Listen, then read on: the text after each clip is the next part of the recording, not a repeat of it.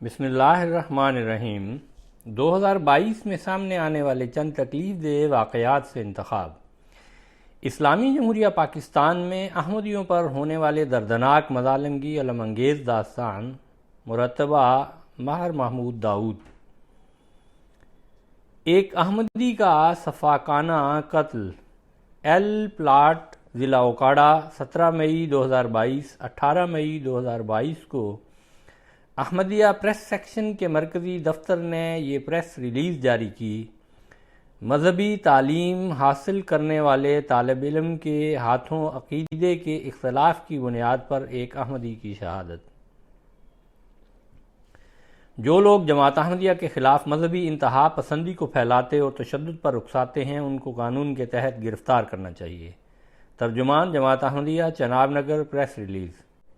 17 مئی کو ایک احمدی L plot Okara کے رہائشی مکرم عبدالسلام صاحب کو عقیدے کے اختلاف کی بنیاد پر ایک مذہبی جنونی نے چاقو مار کر شہید کر دیا۔ تفصیلات کے مطابق شام 5:45 پر مکرم عبدالسلام صاحب اپنی زرعی اراضی سے واپس اپنے گھر آ رہے تھے تو علی رضا عرف ملازم حسین نے ان پر چاقو سے حملہ کر کے ان کو شہید کر دیا۔ قاتل فوراً جائے وقوع سے بھاگ گیا۔ یہ بھی سننے میں آیا ہے کہ قاتل ایک مدرسہ کا طالب علم تھا اور اسی گاؤں کا ہی رہائشی تھا۔ عبدالسلام کی عمر 35 سال تھی اور وہ نہایت ہی رحم دل اور عاجز انسان تھے۔ ان کی کسی سے کوئی ذاتی دشمنی نہیں تھی۔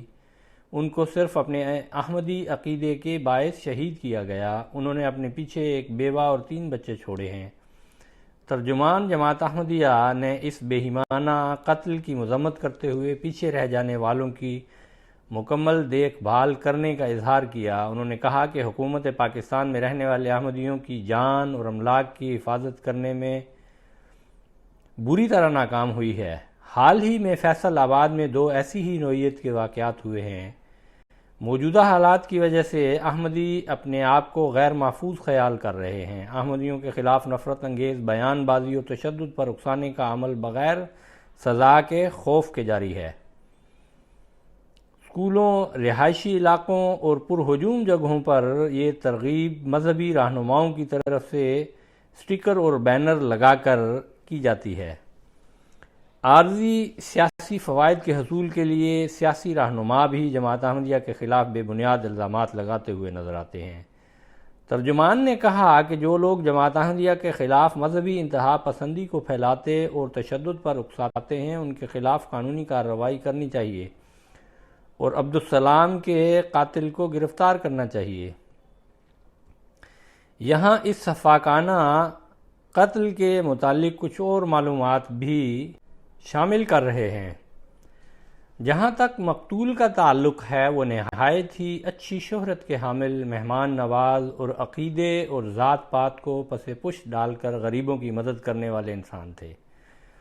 ان کی کسی سے کوئی ذاتی دشمنی نہ تھی۔ وہ جماعت احمدیہ کے نظام کے ایک عہدیدار تھے۔ قاتل مدرسے کا ایک نو عمر طالب علم اور بدنام زمانہ تحریک لبیک کا حمایتی ہے۔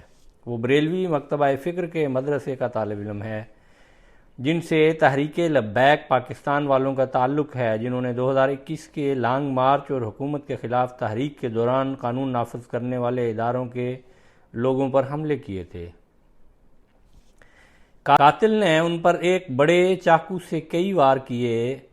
اس نے ان کے جسم کے اوپر والے حصے میں اعضائے رئیسہ کو نشانہ بنایا، خاص کر دل اور آنتوں کو۔ ایسا محسوس ہوتا ہے کہ اس کو اچھی طرح آگاہ کیا گیا تھا اور خوب تیاری کروائی گئی تھی۔ اس نے یہ بھیانک جرم ان کے بچوں کی موجودگی میں سر انجام دیا۔ اس بھیانک تشدد کا خوف کیسے عمر بھر ان بچوں کو پریشان کرے گا؟ اس بے ایمانہ حملے میں ان کے پیارے بابا موقع پر ہی وفات پا گئے۔ جس مدرسے میں قاتل پڑھتا تھا وہ احمدیت سے نفرت کا پرچار کرتا تھا۔ اس سے قبل ایک موقع پر ایک مقرر نے طلباء اور اساتذہ کو قادیانیوں، مرزائیوں کے خلاف سخت قدم اٹھانے کی ترغیب دی تھی۔ احمدیوں کو صرف احمدی ہونے کی وجہ سے اکثر ہی توہین آمیز نام سے پکارا جاتا ہے۔ ایسے مدرسے جہاں پرتشدد جنگ جوئی اور نفرت کی تعلیم دی جاتی ہے ان کو حکومت اپنی پالیسی کے تحت بند کر سکتی ہے۔ عینی شاہدین کی باتوں سے معلوم ہوتا ہے کہ یہ قتل باقاعدہ منصوبہ بندی کے تحت کیا گیا۔ قاتل کو اکسایا گیا، تربیت دی گئی اور حمایت فراہم کی گئی۔ گاؤں کے کچھ لوگوں اور مدرسہ والوں نے قتل کی تیاری، مقتول کی پہچان اور قاتل کو بھاگنے میں پوری مدد فراہم کی۔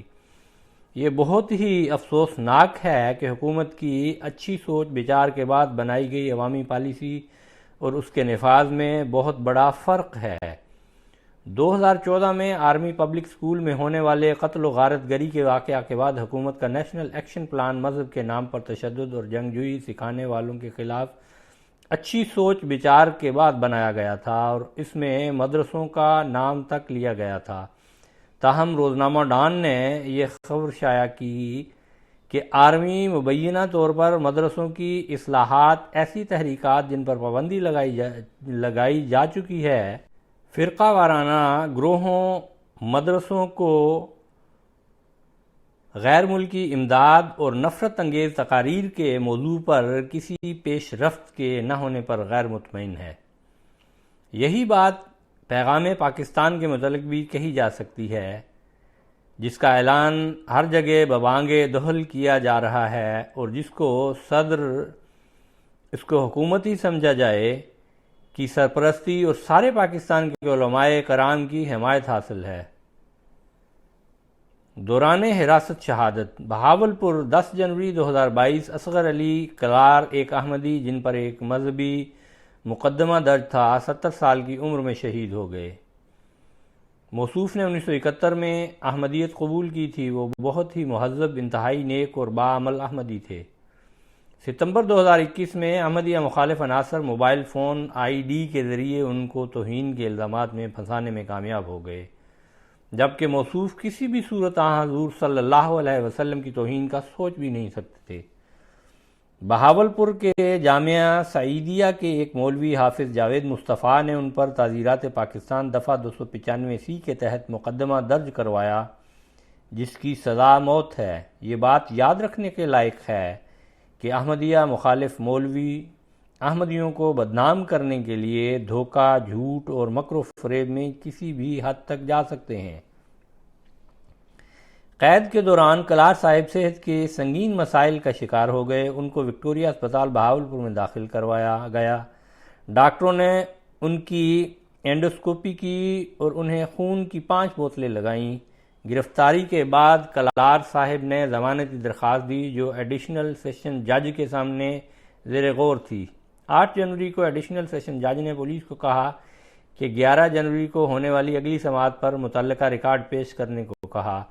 کلار صاحب کی صحت بگڑ گئی اور وہ خون کی الٹیاں کرنے لگے۔ وہ 10 جنوری کو اس جھوٹے اور فرضی مقدمے میں گرفتاری کے 15 ہفتے بعد اسپتال میں وفات پا گئے۔